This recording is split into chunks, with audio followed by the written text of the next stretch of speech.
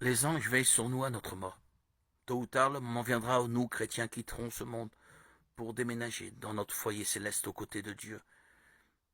Et les anges seront avec nous, veillant sur nous pendant cette transition.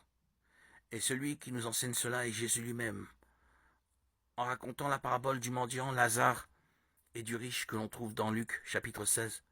Voyons ce qu'il a dit.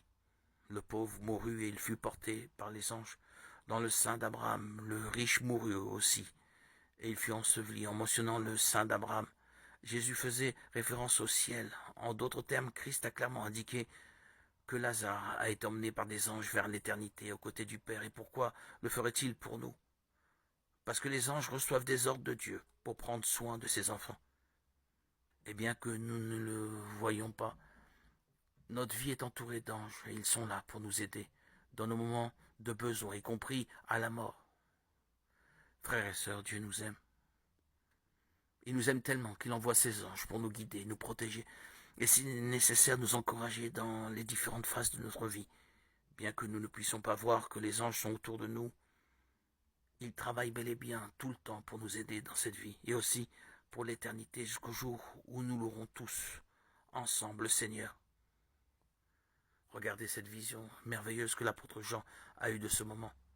Je regardais et j'entendis la voix de beaucoup d'anges autour du trône et des êtres vivants et des vieillards, et leur nombre était des myriades de myriades et des milliers de milliers. Ils disaient d'une voix forte: l'agneau qui a été immolé est digne de recevoir la puissance, la richesse, la sagesse, la force, l'honneur, la gloire et la louange. Alléluia.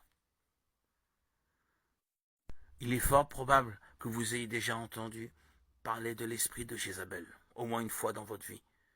Mais la grande majorité des gens croient qu'il est lié uniquement au péché de la prostitution et de la perversion. En réalité, ce n'est pas seulement cela. L'esprit de Jézabel possède de nombreuses caractéristiques qui entravent la croissance de l'Église et éloignent les gens de la présence de Dieu. Et vous devez vous demander, qui était Jézabel? Jézabel est considérée comme la pire femme de tout l'Ancien Testament. Elle était mariée au roi Achab et a introduit des pratiques païennes en Israël,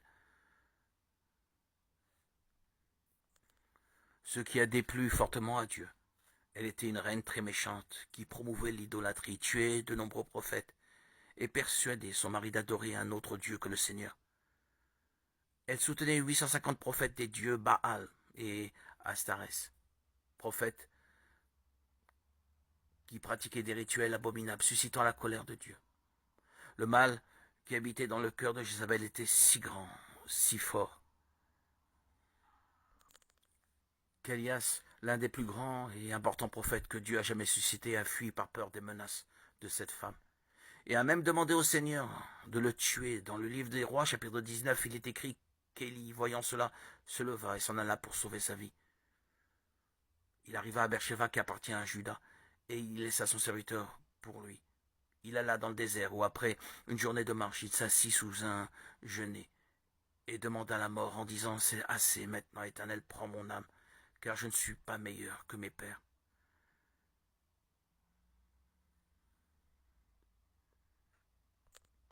Jézabel a été punie. Dieu a rempli Élie de courage et il est revenu prophétiser que cette femme aurait une mort sanglante et que les chiens mangeraient son cadavre. Et c'est exactement ce qui s'est passé.